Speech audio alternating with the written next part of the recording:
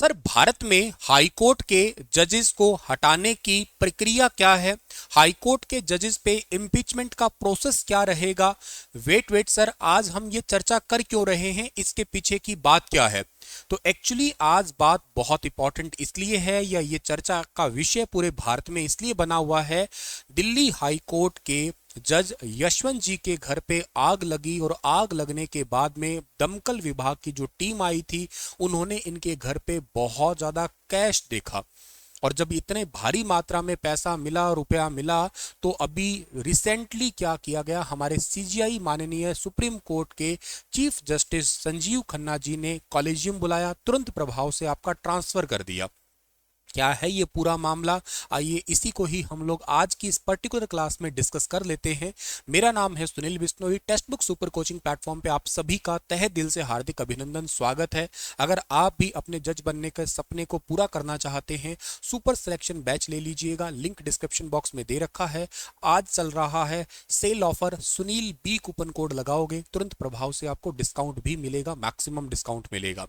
प्यारे दोस्तों, आपके बारे में आज न्यूज बनी हुई है। दिल्ली हाईकोर्ट जज के बंगले पर मिला कैश, आग लगने पर मामला सामने आया, कॉलेजियम ने ट्रांसफर की सिफारिश की है। अभी रिसेंट की न्यूज है ये।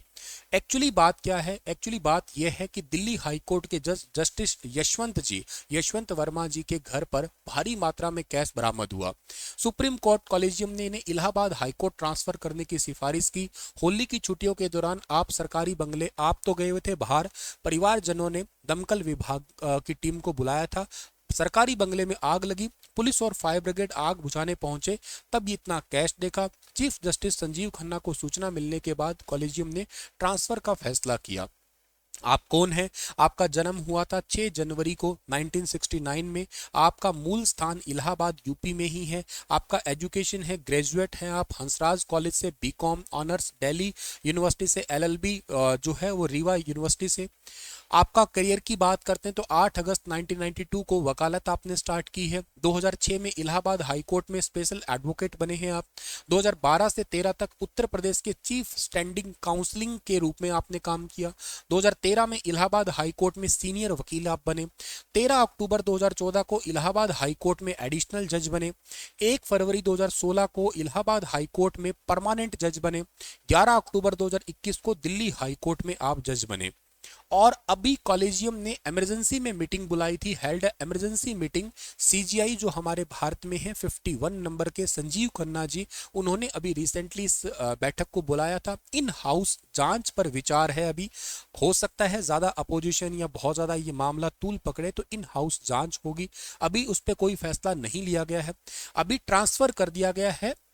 ट्रांसफर जो किए गए हैं उसके भी बहुत ज़्यादा डॉक्यूमेंट्स वगैरह है या उसके रिलेटेड चीज़ें, उनको भी पब्लिकली नहीं किया गया है ताकि मामला और तेजी से आगे ना बढ़े। राज्यसभा में मामला उठा, चेयरमैन ने पारदर्शिता पर जोर दिया। कांग्रेस सांसद जयराम रमेश ने भी न्यायिक जवाबदेही पर चर्चा की मांग की कि अगर हमारा भारत का न्यायिक मामला ही डगमगा गया तो फिर हमें ये पारदर्शिता, तो हम ट्रांसपेरेंसी के तो विश्वास कर ही नहीं सकते हैं। जब एक इतने बड़े लेवल पे घोटाला हो रहा है तो एक आम आदमी के साथ में तो न्याय की तो हम सोच भी नहीं सकते हैं। राज्यसभा चेयरमैन जगदीप धनखड़ बोले, सिस्टम में पारदर्शिता और जवाबदेही है बहुत जरूरी है। जयराम रमेश ने सदन में इस बात की चिंता भी जताई है कि दिल्ली हाईकोर्ट के जज के घर पे इतना पैसा मिला कैसे है। पहले 50 सांसदों ने इलाहाबाद हाईकोर्ट के जज के खिलाफ महाभियोग प्रस्ताव दिया था, लेकिन अभी तक उस पर कोई कार्रवाई नहीं हुई। मोटे तौर पे कहा जाए कि भारतीय इतिहास में आज तक कभी किसी पे इम्पीचमेंट का प्रोसेस कंप्लीट नहीं हुआ, मतलब हटाया नहीं गए हैं किसी को भी।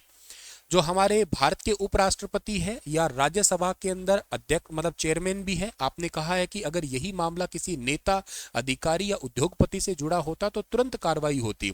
इसलिए एक पारदर्शी और प्रभावी सिस्टम की अभी हमें जरूरत है। अपोजिशन लगातार इसके ऊपर कार्रवाई की मांग कर रहा है। आपके बारे में पूरी चीज तो डिटेल मैंने आपको बता ही दिया है, पर बात यह आती है कि किसी हाईकोर्ट के जज को हटाया कैसे जा सकता है, प्रोसेस क्या है। तो भारत में किसी भी हाई कोर्ट या सुप्रीम कोर्ट के न्यायाधीश को हटाने की एक तय प्रक्रिया है, फिक्स प्रोसेस है, जटिल प्रोसेस है, इतना आसान नहीं है। 1999 में सुप्रीम कोर्ट ने कुछ गाइडलाइन तय की थी। इसके मुताबिक ये है, सबसे पहले सुप्रीम कोर्ट के चीफ जस्टिस संबंधित जज से जो है ना जवाब मांगते हैं। भाई कोई भी हाई कोर्ट है, हाई कोर्ट के सबसे ऊपर भारत में एक सर्वोच्च न्यायालय है, तो वो जवाबदेही करते हैं, उनसे जवाब मांगते हैं कि ये क्यों हुआ, कैसे हुआ। अगर जवाब संतोषजनक नहीं होता है तो एक इंटरनल जांच कमेटी बैठती है, जिसको इन हाउस कमेटी भी कह लेते हैं, और इसमें एक सुप्रीम कोर्ट जज और 2 हाई कोर्ट के चीफ जस्टिस होते हैं। अगर जांच में जज दोषी पाए जाते हैं तो चीफ जस्टिस उन्हें इस्तीफा देने के लिए कह सकते हैं कि आप खुद ही इस्तीफा दो। अच्छा, यदि जज इस्तीफा देने से मना कर दे तो सर कर सकते हैं मना। अगर मना कर दे तो सरकार उनके खिलाफ फिर क्या करेगी, महाभियोग प्रोसेस, इम्पीचमेंट प्रोसेस है वो स्टार्ट करेगी। कपिल सिब्बल साहब जो सुप्रीम एससी बार एसोसिएशन के अध्यक्ष हैं, इन्होंने कहा न्यायपालिका के अंदर भ्रष्टाचार का मुद्दा बहुत गंभीर मुद्दा है। सुप्रीम कोर्ट के जजों की नियुक्ति प्रक्रिया पर भी विचार करना चाहिए और इसे अधिक पारदर्शी बनाना चाहिए, आपका ये कहना है। अब हटाया कैसे जा सकता है, इसको थोड़ा और विस्तार से समझे कि सर ये इंडियन कॉन्स्टिट्यूशन के कहीं प्रोविजन में मेंशन है, बिल्कुल मेंशन है। भारतीय संविधान का आर्टिकल नंबर 217 और 124 का क्लोज 4 के तहत इम्पीचमेंट की प्रोसेस है वो मेंशन है, आर्टिकल 217 और आर्टिकल 124 क्लोज 4 के अंदर ये बात मेंशन है। कैसे सर हटाने के लिए प्रोसेस में, मतलब हटाएंगे ही क्यों, पहली तो बात ये है, रीजन क्या है। हटाने के लिए मेन 2 बेस होने चाहिए। पहला है मिसबिहेवियर का। अब मिसबिहेवियर में क्या क्या चीज काउंट करते हैं हम लोग, मिसबिहेवियर में भ्रष्टाचार काउंट कर सकते हैं, अनैतिक कार्य पद का दुरुपयोग यानी कि misconduct of such as corruption हो सकता है, अनएथिकल एक्ट्स हो सकते हैं, मिस यूज ऑफ पावर है, अपनी पावर का गलत प्रयोग किया जाए। आप भ्रष्टाचार, जैसे इनका मामला भ्रष्टाचार में देखा जा सकता है कि आपने इतना सारा पैसा लीगली तो नहीं कमाया होगा, भाई आप जिस पद पे हैं तो वहां पे आपकी ये सैलरी है, इसके अनुसार ये आपका कोई बिजनेस होगा, पर ये आया कहां से, ये जवाबदेही होगी। जवाबदेही से संतोष मिल गया तो ठीक है, नहीं फिर क्या कहा जाएगा, आप इस्तीफा दो, नहीं देते तो फिर यहां आएगा, काफी लंबा मामला है। दूसरी बात है, आप मानसिक या शारीरिक रूप से कार्य करने में असमर्थ हो जाएं, आप मेंटल आपकी इनकैपेसिटी हो, आप मतलब मेंटली रिटार्डेशन में कहीं आते हैं, तो हो सकता है कि आपको इस पद पे फिर काम करने के लिए, हटाने के लिए बात की जाए। हटाने की प्रोसेस में स्टेप 1 समझते हैं क्या है। स्टेप 1 में है, संसद में महाभियोग का प्रस्ताव जाता है, इम्पीचमेंट मोशन जाता है। 100 राज्यसभा सदस्य और 50 लोकसभा सदस्य लिखित रूप से महाभियोग का प्रस्ताव प्रस्तुत करते हैं, in return submit a return impeachment motion. Second में क्या जाता है, सेकंड में है अप्रूवल। इसकी जो स्पीकर होंगे, लोकसभा के जो स्पीकर होंगे या चेयरमैन राज्यसभा के, इनकी अनुमति के बाद में लोकसभा या स्पीकर या राज्यसभा के चेयरमैन जो है ना, इस प्रस्ताव की समीक्षा करते हैं, रिव्यू करते हैं इस पूरे प्रपोजल को।